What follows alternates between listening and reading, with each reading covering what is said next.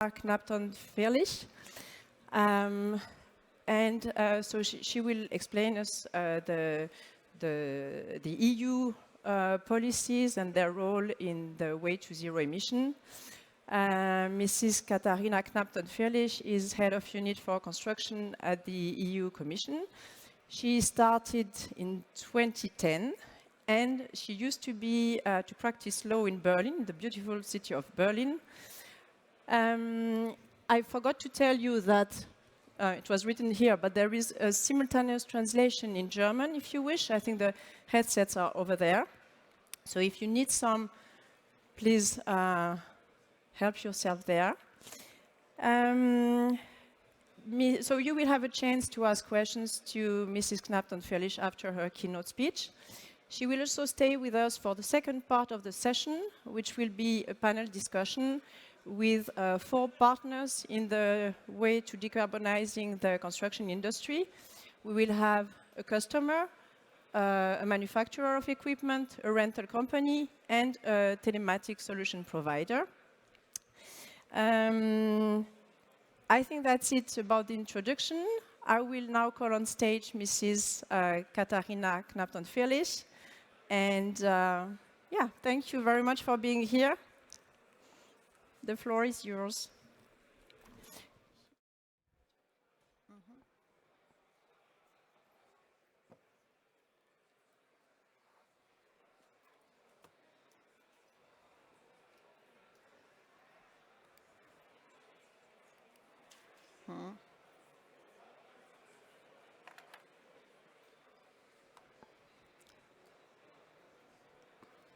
Good morning. It's a great pleasure to have been invited to bauma and to the forum. As well, Carol said, I've been there for 10 years. Well, I've been for 10 years with the Internal Market and Enterprise Director General of the Commission. I've been about 6 weeks with construction policy. So don't ask me too much about the past. But taking the responsibility for the construction policy, it's been very exciting for me because it brings me back to my roots and to my early dreams. Carol mentioned it. I was born in what I consider one of the architecturally most interesting cities of Germany. And that is what inspired me when I was young to want to become an architect. And I refrained because at the time, I'm pretty old by now, I did not see the potential in that walled city. Where would be the space? Where would the investment come from? Most people worked in administration. The only company producing was possibly Siemens, and BMW produced motorbikes at the time in Berlin, heavily subsidized for doing it in Berlin. Well, that was a pretty big miscalculation. And still, I chose law instead, and that brought me here now. So, probably all for the best. And I have, and my colleagues have, and the whole of the Commission has big ambitions for the construction industry, for what we now call the construction ecosystem. You might not be familiar with the general Commission jargon. But a few years ago, with a new Commission and a dynamic French commissioner, we rethought whether talking about industrial sectors is really the right way, or whether we should these sectors rather as something like a living, I don't know whether those are made of plastic or not, but like a living ecosystem that grows from the small ones to the big ones, that has those who shine everywhere and that are those who do the heavy lifting. And that together they make for a successful construction, well, ecosystem.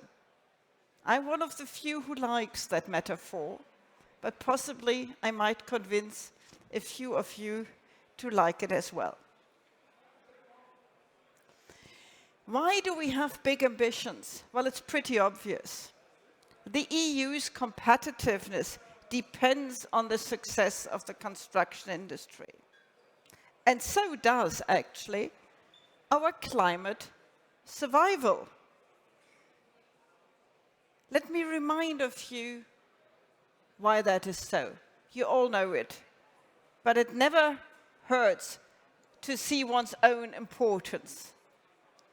Construction adds over 1 million of value each year, and with it, around 10 to 30% of the EU's GDPs. 5.3 million firms generate this value, and most of them SMEs, overwhelmingly SMEs, the backbone of our economy. You are the representatives of 25 million people who work in European construction.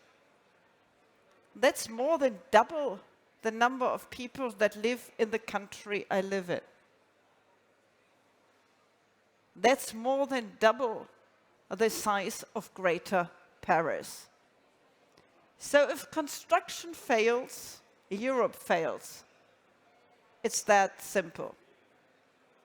And this is a good message. The challenging message is, and you know it as well as I do, construction does not yet play its full part in the way to zero emissions. A few more numbers. I'm sure you're all not all number crunchers, but so familiar with numbers you don't mind. 75% of the building stock is not energy efficient. 50% of all materials extracted are used for construction. 40% of EU energy is consumed by buildings.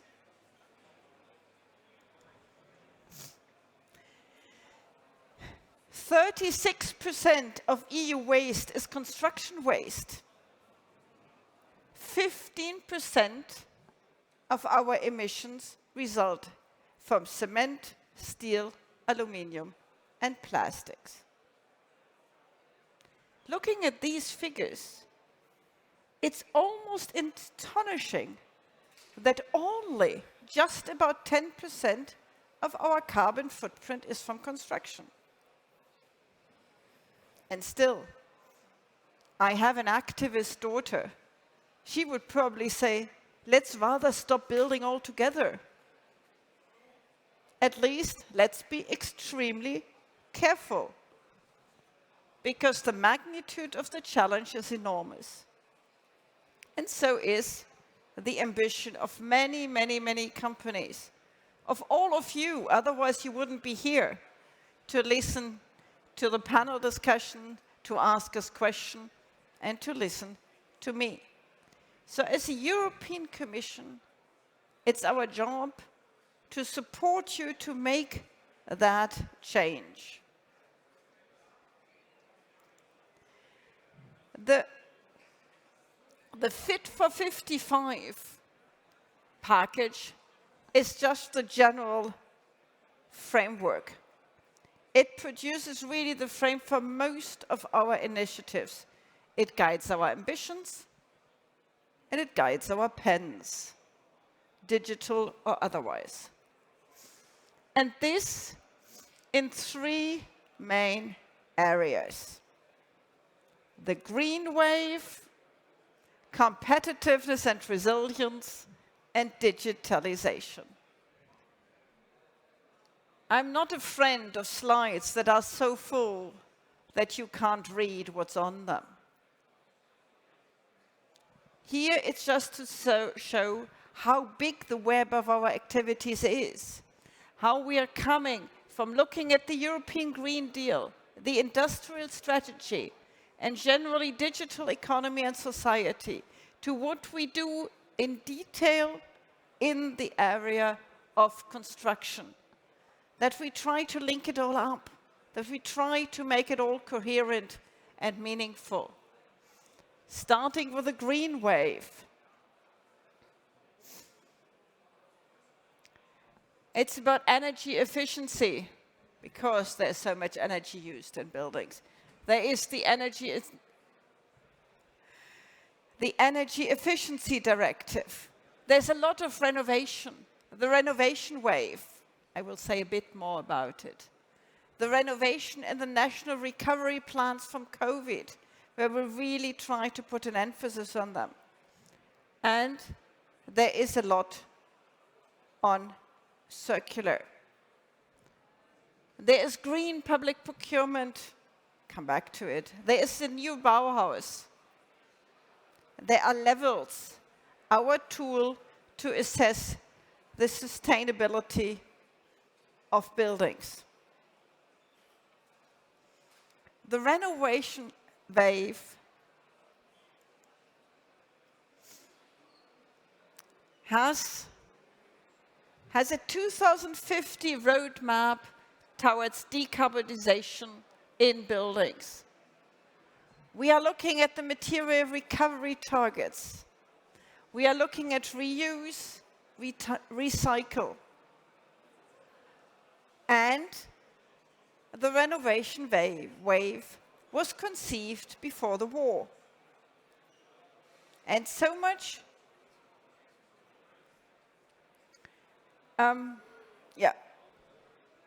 so that some things we will have to rethink. Instead of only renovating what we have here, we will have to help rebuilding a whole country.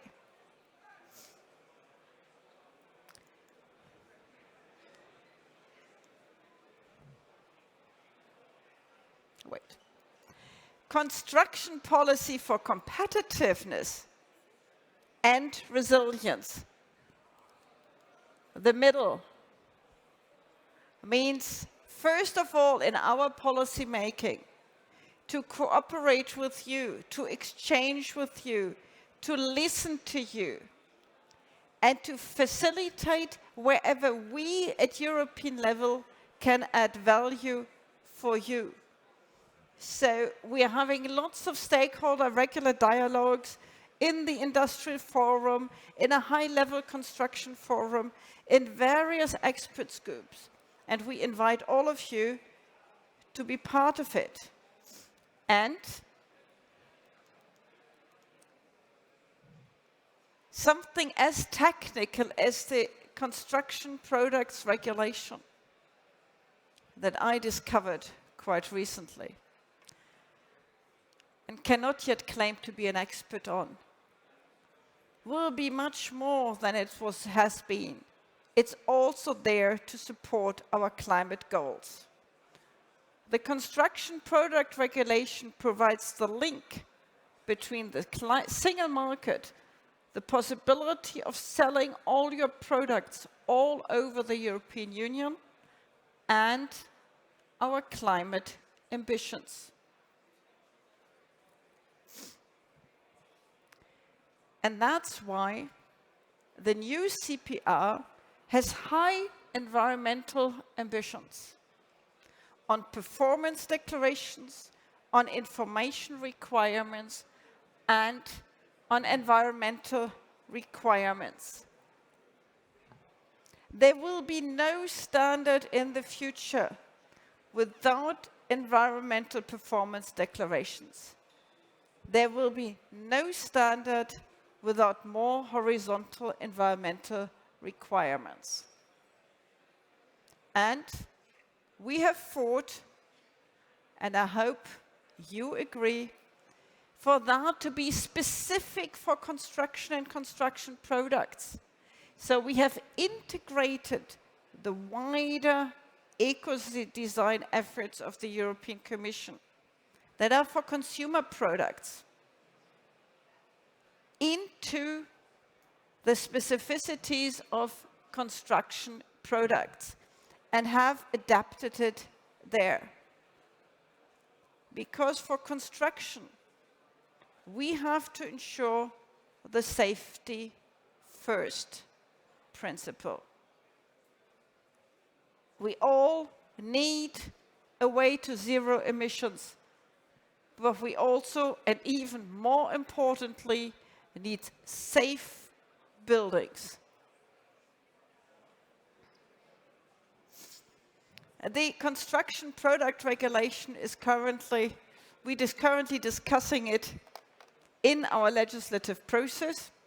So we as a Commission have made the proposal, the Parliament and the Council are now deciding what they want to do with it. That's always like that. So it's out of our hands now. We will see whether the European Parliament and the Member States' representatives share our ambition or whether they don't. We believe those ambitions are absolutely necessary. And they guarantee also your competitiveness in Europe. They guarantee you that there is very little, if at all, greenwashing in construction products. That when you make the effort to green your products, it will be rewarded.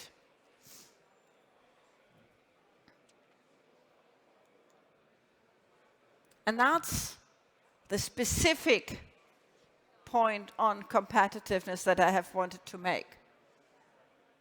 There obviously were many other things connected to the resilience of our economy. We have the double whammy of disease and war that has shaken the industry. Before I was even responsible for construction, I was supposed to say, how can we actually face supply chain disruptions and price increases following the war? In this case, I had to see how could we do that with public procurement contracts. In the meantime, the picture is much more varied. There are products that are not available. There are products that are massively more expensive. There is labor that is not available. And there is the part who says, well, it hasn't affected me that much. But what I have been told in the 6 weeks I have been in my job is that in order to ensure the long-term future of European construction industry, the big problem are skills, are succession, are people who want to do that. I have attended a week ago the monthly construction lunch of all the European organizations that try to bring your interests together. And they all told me that. They all said skills, succession, young people are the problem.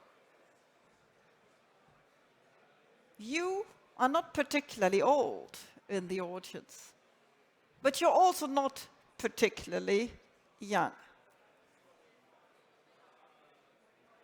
You are, and it's my first bauma. It's years that I have been anywhere where the audience was so male. It's pretty obvious, it's traditional. I saw it when I was a lawyer. When I was a lawyer in construction, there was the big construction boss, tall like this, looked down on me and said, yeah, but what do you know? Are you not still much too young? No, I wasn't much too young, I was just smaller. I think we also have it, if we want to if you want to remedy the skills shortage, if we want to have innovators of all kinds, and you'll have innovators on the panel, you also need to reach out to this part of the population. Attract females into the profession. It's not only anymore about heavy lifting, when loads of females can do that. My husband would say, oh yeah, you're running your gender, your feminist part. Yeah, but it's important. It's also important for buildings. That's also something I've done for a long time.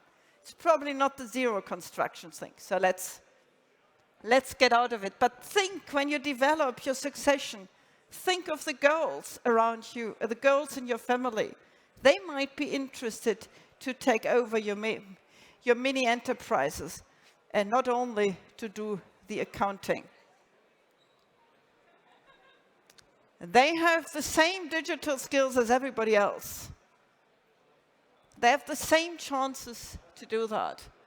This is really just a picture of how much that can be done in digital to help the transition to zero emissions. And construction is not particularly digitized, you know it. We would love to have a digital building logbook at European scale, where all the digital logbooks for buildings that already exist can be integrated, where the whole life cycle of the building will be visible, will help renovations. How often, when we're now doing the renovation wave, we have not the slightest idea what we're actually renovating. Sure, these buildings are old, but let's give future generations the possibility for upgrading, renovating, changing, while knowing what's happening. So in all these areas, we are working. And public procurement has a role to play, a big role to play, linked to my previous job. Because there are a lot of infrastructure projects, there are a lot of public building. And so, digitalization, we support the use of BIM in public procurement a lot, with a specific digital European-wide platform. And we have, I came into the entrance and there was this big screen and it had lots about electrical machinery. This is pretty new, isn't it? And we are supporting a cooperation of public authorities to further zero-emission construction sites. We will have that in the audience as well. Sometimes administrations can and should be innovators. And with that, I'm told that please, please, please, I should finish. So I leave you to the panel. Thank you very much.